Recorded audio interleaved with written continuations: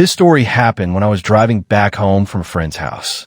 He lives quite far away, about an hour's drive, and it was around 2 a.m., I think. I was exhausted. I even considered sleeping over at his place, but I couldn't miss work the next morning, so I decided to head home. His place is in a rural area, so most of the way was through empty farmland. I played some music to stay awake and kept my eyes fixed on the empty road ahead. About 20 minutes into the drive, my headlights suddenly lit up something in the middle of the road. I slammed the brakes, probably a bit too hard. It was a large, closed suitcase standing upright, right in the middle of the road. It was a large, closed suitcase standing upright, right in the middle of the road. I stared at it for a while, maybe longer than I should have, probably because I was tired and caught off guard. I didn't get out, I just drove around it from the other side. I thought maybe it had fallen off a passing truck or something. It was strange, but I didn't think too much of it and kept going. About 5 minutes later, the road was still quiet when suddenly I saw a truck stopped in the middle of the road. No hazard lights, no headlights, nothing. If I hadn't been using my high beams, I could have crashed right into it. I stopped behind it and honked a few times, but there was no movement. No one inside, no one outside. Not even a shadow visible through the windows. I drove around that one too. As I passed it, I noticed the truck had dents and scratches. I couldn't tell if they were fresh or old. What really creeped me out was that there was no one around.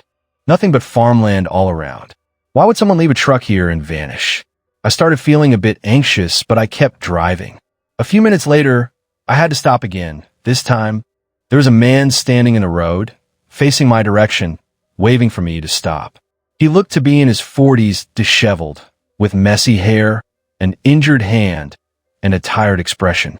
When I stopped, he smiled and said, "Did you see a truck a little ways back?" I said yes. He replied, "Can you take me back to it?" Before agreeing, I asked him why the truck was there and what he was doing in the middle of nowhere. Reasonable questions, I thought. He seemed caught off guard and mumbled something about running out of gas and walking to find station. But then why did he want to go back to the truck instead of continuing to the gas station? He kept talking rapidly, almost like he didn't want me to think too much.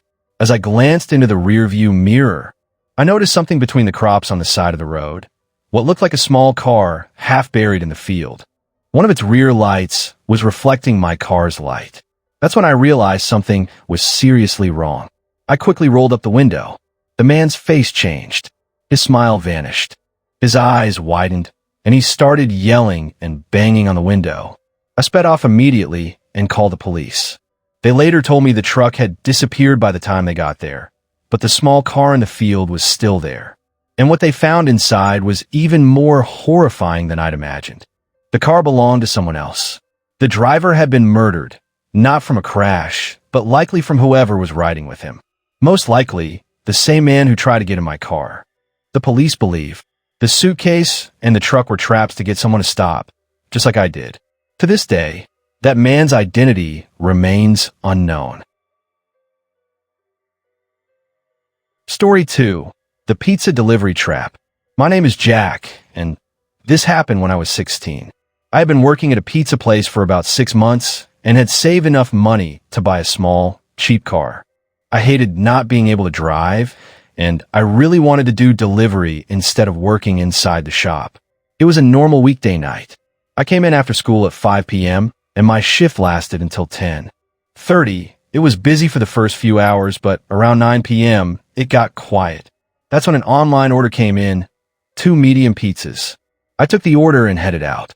The streets weren't crowded, just a few cars here and there. But 5 minutes into the drive, a car pulled out from a side street behind me. The road was empty, so they could have passed me easily, but they stuck to my tail. I didn't think much of it first. 5 more minutes passed. They were still behind me. When I entered the neighborhood for the delivery, I glanced in the mirror and saw them turn in behind me again. It could have been a coincidence, but fell off. I kept driving. The houses were spaced out with trees in between. Some had long driveways, others were closer to the road. Eventually, my headlights lit up the correct mailbox. I turned in, checked my mirror again, and saw the car pass me and keep going. That gave me a sense of relief. Maybe I was just overthinking it. The driveway wasn't too long, maybe 200 feet. I parked, grabbed the pizzas, and walked up. I knocked a few times. No answer. The balcony light was on, but the house looked dark inside. I knocked again. About 30 seconds later, I saw a light from a window, and then a woman opened the door. She looked to be in her early 30s, wearing sleepwear and clearly half asleep. She seemed annoyed. I told her the address and that I had a delivery, but she snapped, saying she didn't order anything. She looked genuinely upset. I apologized and walked back to my car. I was lost in thought, staring at the ground, thinking about the mistake, when I looked up, and my heart nearly stopped. That same car was now parked right behind mine. Its lights were off, but I saw exhaust coming out. The engine was running. I started feeling tense. Were they neighbors? Or something else? I got into my car, tossed the pizza onto the seat next to me, and started the engine. But the other car didn't move. There wasn't enough room to drive around them, so I inched forward, hoping they'd get the message. Nothing. 30 seconds passed. We were just staring at each other. Then their car door opened. Some men got out, all wearing hoodies and hats pulled low to hide their faces. One of them had something in his pocket. It looked like a weapon. They started running toward me. I panicked. I slammed the gas and tried to swerve around, but my tires slipped off the driveway and hit a tree. The impact wasn't major, just enough to stop me. I didn't wait. I jumped out of the car and ran into the woods. I could hear one of them chasing me and yelling, but eventually they stopped. When the police arrived, the men and the car were gone. They never found my car again. Turns out they had used a random address to lure a delivery driver. I don't know what they were planning, but the way they chased me, I know it wasn't going to end well. This happened when I was driving home from work late one night. It had started to snow, not too heavily, but enough to make the roads slippery. The temperature had dropped below freezing, and I was driving slowly and carefully.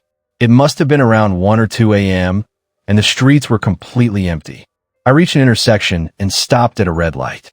Even though no cars were around, I waited patiently.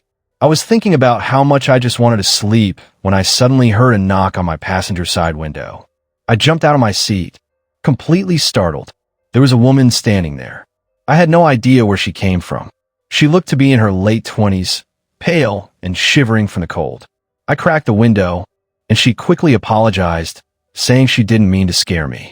She said her car had broken down about a mile behind, and that she had been walking in the snow, trying to get home. She begged me for a ride, saying her house was just 1 more mile down the road. I felt bad for her. Maybe it was the way she spoke, or the fact that she looked genuinely frozen. I agreed to give her a lift. She got in, thanked me over and over again, and we started driving.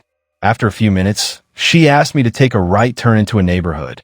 I passed by that area every day on my way to work, but I had never gone inside. As soon as I entered, I knew this wasn't a good place.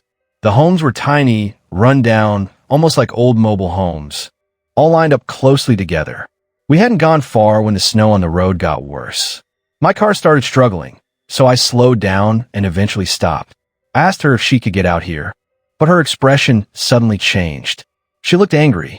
When she noticed me staring, she quickly smiled again and asked politely if I could just go a little farther. I hesitated. She asked again, this time with a firmer tone. I told her no. It was too risky for my car in the snow.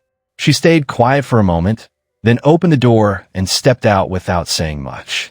I found her reaction odd, especially considering I had helped her without even knowing her. I started to turn the car around. When my headlights lit up the road ahead, my heart stopped. In the shadows behind the trees, I saw figures, people, standing silently in the direction she had wanted me to drive. They were just standing there, watching. I slammed the gas and got out of there as fast as I could. To this day, I don't know what I was about to drive into, but I know it wasn't good. If the snow hadn't slowed me down, or if I'd gone just a bit farther, I might not be here to tell the story. I'm 32 years old, and I work long-haul truck routes. This happened during the holiday season a few years ago. The roads weren't too bad, but driving in winter is always exhausting. That night, everything was normal. I left the city around 6 p.m. with a delivery to another state. By 11 p.m., I stopped at a small truck stop along the highway. I needed a bathroom break, some coffee, and maybe a quick nap. There were only a couple of trucks parked there. It was quiet. I went into the building, grabbed coffee, then returned to my truck and sat for a bit, sipping slowly and watching the snow start to fall. That's when I noticed him. There was a man standing behind the building, half in the shadows. The lighting was poor, but I could tell he was leaning against the wall, just staring in my direction. I couldn't see his eyes, but I knew I was the only one parked on this side. There was nothing else he could have been looking at. I tried to ignore it and kept sipping my coffee. But every time I looked over, he was still there, still staring. It creeped me out, and I decided I wasn't going to sleep there. I started the engine and got back on the road. The coffee was kicking in, and I began to feel more alert. The highway was completely empty. About 30 minutes later, I caught a strange glint in my side mirror, like a flicker of light. I looked behind me, expecting a car, but saw nothing. I figured maybe it was a road reflector. Snow was starting to cover the road now, so I focused hard on the drive. Almost an hour passed. I was still tired but managing. Then I saw the glint again, this time clearer. A car. It was tailgating me so closely that I couldn't even see it in my mirrors. Its lights were off. That's why I couldn't spot it earlier. The reflection I saw was from my own headlights bouncing off its glass. I've had people tailgate me before, but never like this, especially not in this kind of weather and without headlights. I moved into the other lane, hoping they'd pass, but the car followed. I returned to my lane, and they stayed back. Eventually, they slowed down and disappeared from view. I drove another 2 hours, nearly 3 a.m. now, and pulled off into a tiny roadside rest area, just a small patch of road big enough for 2 or 3 trucks. No buildings, no bathrooms, just a parking spot. I parked, turned off my lights, leaned my seat back, and tried to sleep. I must have dozed off quickly because the next thing I knew, I was waking up suddenly. I opened my eyes slowly, still groggy. I could see the dim glow of the distant highway lights. As I shifted in my seat, something caught my eye, and I froze. Someone was standing outside the passenger side window. He was staring at me, eyes wide open, unblinking. I panicked and nearly fell out of my seat. The man didn't move. He just kept staring. Then he stepped down from the side of the truck and tried the door handle. He pulled a few times, then suddenly ran off into the snow. I grabbed my radio and called the police. Moments later, a car emerged from behind my truck. It was the same car that had been tailing me earlier. When police arrived, I told them everything, from the man at the truck stop to the strange car and the guy at my window. Only then did I realize the man at the truck stop, the tailgating car, and the person trying to get into my truck were probably all the same person. I don't know what he wanted, but it wasn't good.